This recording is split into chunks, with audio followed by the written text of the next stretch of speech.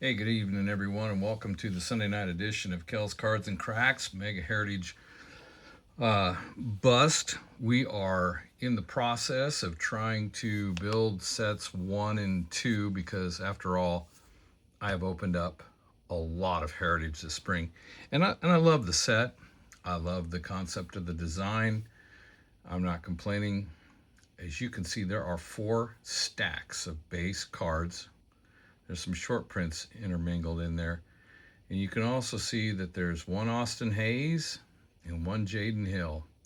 The Hayes will go in the first set. This is what we're down to. 26 cards for number 1, 41 for number 2. I'm going to open one more box. This will post on Sunday. It'll be after June, whatever day it is, on the 7th.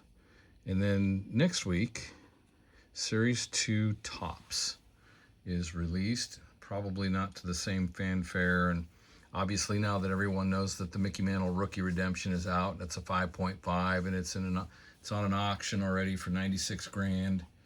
Blah blah blah blah blah. Tops one, who knows? Tops one boxes may come down to a reasonable price a little bit as the market slows down.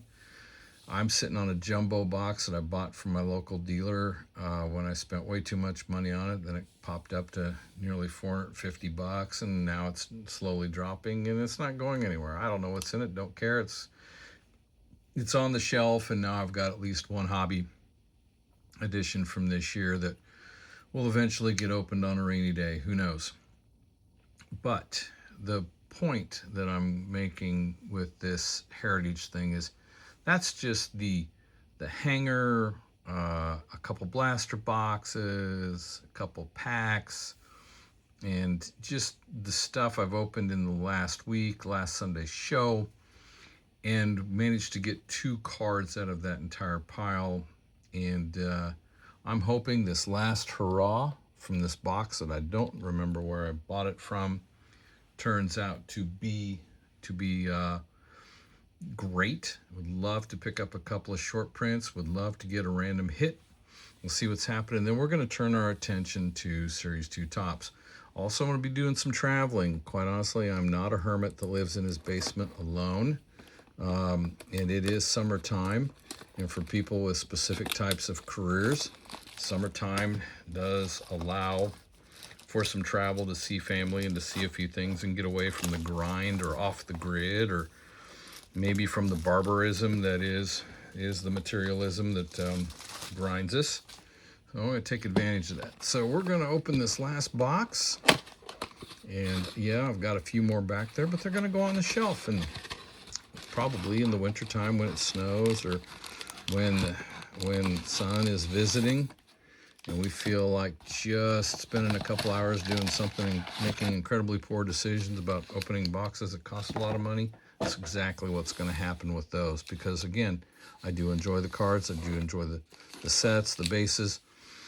They're fantastic. And those that have made some comments recently on YouTube, man, I appreciate that. That means at least a few of you are kind of maybe of a similar mindset that I am. I just enjoy opening cards. I enjoy the hobby, and it gives me a reason to follow everything that's happening in baseball a little more closely than I have for some time. But I did get a question about somebody said, I got a Randy Johnson. What's it worth? Rookie. I'm trying to sell it. I'm not an expert on what anything's worth, but even when I started as a child, my dad said those cards are only worth whatever somebody will give you at the time when you're ready to sell them. And after 40 years of experience in that, he's exactly right. And the market has changed, the hobby's changed, how people collect has changed. And so there is some difference, but the variability and the swings are maddening for some people. But the truth of the matter is, with Johnson being in the Hall, being retired for a while, he's great. If you got an upper deck rookie, you probably have something that somebody would be interested in a pretty short order period of time, and you probably do okay with it. If you're sitting on some Score, some Donruss, some Fleer, unless you have that weird Fleer variation in the background, unless it's graded to 10, it's a couple bucks. And that's assuming that, everybody doesn't already have one that wants one and they want to spend a couple bucks. And I think that's probably fair, but I think that's something we have to recognize when we open these packs. I got $50 worth of packs here, and when I bust them, unless something really magical happens, probably a loser. So now I'm talking about my own entertainment. Is doing this and opening these worth 50 bucks of entertainment? I would argue, heck yeah. And that's why we continue to do it. I'm having a good time. And yes, I have a few on eBay trying to navigate how to get rid of some of the hoard. But I know that base stuff's going to sit with me. That someday somebody's going to cart it out of here when I'm long gone. But there are a few things sitting up there on, you can see the Skeens rookie. And tonight, another bleh night. Don't know what's going on. Not quite as sharp, even though the Pirates are doing much better this year. But I'm going to hopefully get to see him pitch in a couple weeks in Colorado. And we'll probably shoot some shorts when we visit our favorite baseball card store in Denver, Bills. And maybe pick up some cards, maybe a heritage hobby. I don't know. I always like them. But most certainly if he's got any Top Series 2 on hand, we'll pick some of that up. I did enjoy the Bowman crack, but truthfully, just too many different things, too many different inserts for an old man to keep up with. And I think that's a speculator's game, and power to him. It's a great product, but that's not me. So we have 17 more packs. We have 26 cards to go for series number 1. We are not going to get 26 short prints out of here, but it would be awesome if we got at least 2. And it would be cool if something magical happened, because as you know, you've been watching these, the run of Megas hasn't exactly popped anything earth-shattering. So here we go. Got Jason Dominguez on the back. Got Muncy. Seen a few of him over the summer or over the spring. Cam Smith, Machado.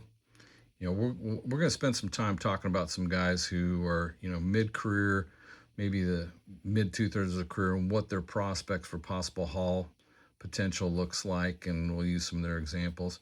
Haven't had a Jackson Holiday in a while. He's back, hit a few home runs, batting, playing some. See how it goes for him.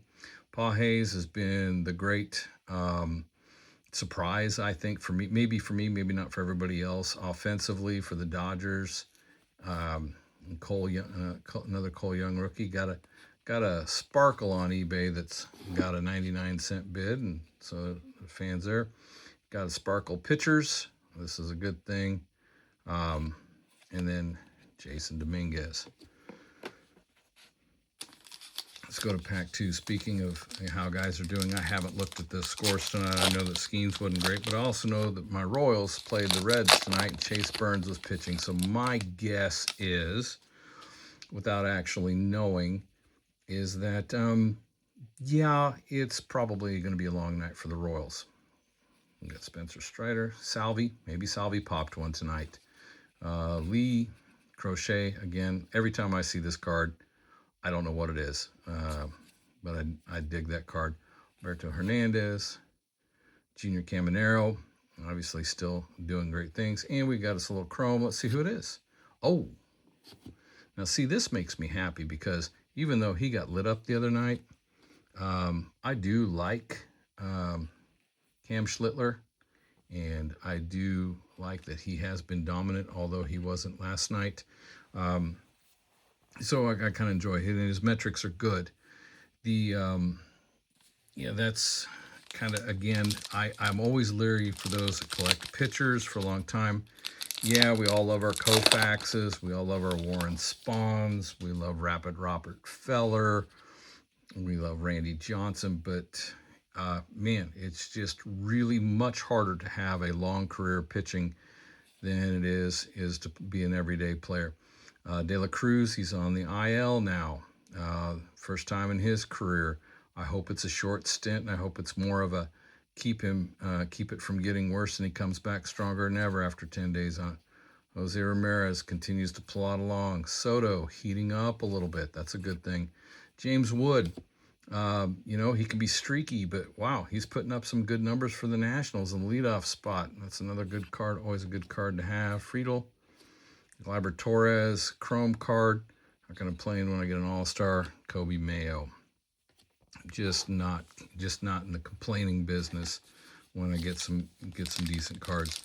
You know, other guys that are starting to pick up. Julio Rodriguez, slowly starting to pick, or not slowly, but has picked it up a little bit. And the Mariners are starting to play ball, and they're in first place. And so maybe when the big dumper comes back, they'll really light it up. Got a Westburg rookie.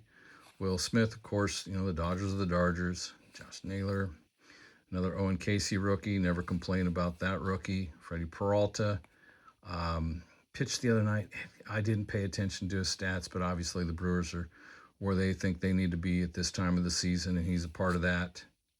Evan Carter in the outfield. Let me look at that number real quick. Yeah, well, I have the list right in front of me, and yep, I've got him. A couple of rookies. Let's see here. One of the quads. 391. I think I got that in both sets. Yep. So still nothing. And yeah, I'm looking tonight. We'll talk about value a little bit. And then, of course, an Alonso record breaker. Those quads are cool. And, you know, I complain about damage to cards, but it doesn't help if I drop the pack sitting on carpet. But still, that's no bueno. You can't see it because I've got this camera angled so we can see the cards, because that's really what this is about, is baseball cards. But that 81 Donruss box that we picked up the other day, it was a totally rookie. That never hurts. 81 Donruss box picked up the other day. Literally, I'm in South Central Kansas with wife, father-in-law. We're having a good day, looking for junk. And you know, we're middle aged. We like to look. We like things, especially things that trigger memories of, you know, being younger. And we both had good experiences as youngsters. And that 81 Donruss box, I don't know what it was. I never buy stuff like that there, but I liked it. And quite honestly, you've got to watch the midweek video that we shot that posted. You'll see this on Sunday. It posted Thursday. My son and I go through those cards, and we were quite surprised. No, we didn't get, you know, there wasn't some hidden Hall of Famer that was worth $100 or anything like that. But there were a lot of enough name players and enough memories of baseball back in the late 70s and early 80s that it was a blast. And probably the most fun for $20 I've had with my cards in quite some time. So anyway, Tolley, it's good. Ryan Weathers, Burleson, another Teal rookie, Royce Lewis. Savage, I haven't paid attention to his health and what that looks like for coming back yet. Hunter Brown, red, and Luis Gill. So again, just kind of cruising through. Most of these we've seen before, and again, that's all right. Haven't seen a Shohei. The prognosis on Roman Anthony right now, the Red Sox are being pretty squirrely about it, but it doesn't sound good for coming back anytime soon. And I know that there was a lot of deserved hype until the injury. I hope he comes back. All right, we've talked about Edwin several times. Jacob Young, Sproat in the rotation. Jonah Tong pitched last night for a little bit. Came in. They're starting to work him in. Tanner Beebe. Jazz Chisholm Jr. You know, he just kind of plugs away. Has a few steals. Kind of does the thing. And always enjoy seeing what he's doing. And then Jared Jones Chrome and Sandy Alcantara for the Marlins. All right. Anyway, Anthony, don't know what's going to happen. The Red Sox are struggling. The Mets showing a little bit of sign of life. Again, Juan Soto's kind of come up a little bit. Bo Bichette occasionally, but I mean, it's not fantastic. Maybe try to open this a little better so I don't tear up the whole pack if I got something decent and interesting in here. I've got Cole Wilcox, Buxton, lead off, still hits bombs. Twins aren't great. Vlad Jr., average is good, power not there yet. Marte, Lindor, CJ Abrams, boatload of RBIs. We got here Carson Kelly for the Sparkle and Pete Crow Armstrong. And again, the Cubs, they're so up and so down. Will they be up in the second half of the season? That's kind of the interesting question. We'll find out. All right. And there's Thomas with the last name that I don't know how, Sagis, I don't know how to pronounce very well. Marcelo Meyer, again, everyday player, does some things, but the Red Sox are just so brutal this year, it's hard to follow them. Otto Lopez continues to bat around 330, continues to do things, although he did make an error the other night. Mangum, Jaron Duran, didn't have a lot of him. Now I've got several.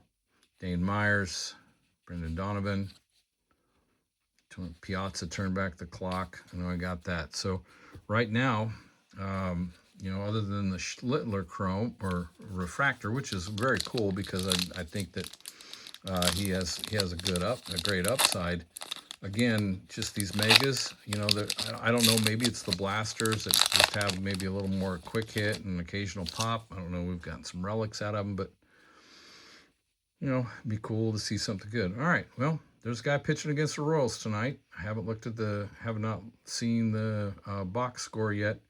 I'm going to guess he probably went 7 innings, maybe 10 Ks, and maybe gave up an earned run, maybe a solo shot to Witt or Caglione or Pasquantino, who knows, maybe Perez. But as rough as the Royals' pitching has been, probably ahead 6-1, rack up another win, and continue his stellar season. Beatty, Cavallari, Andujar, Nolan McLean, the rookie. Ciccone, is this going to be one of those real cards, or is this going to be something really interesting? Yeah, it's a real card. Who have we got? You know what? Paseo, it's a rookie card. I don't have that. I don't have that black. That's interesting. He's got about 8 home runs. He's doing good work. Hold on for a second while I pause this.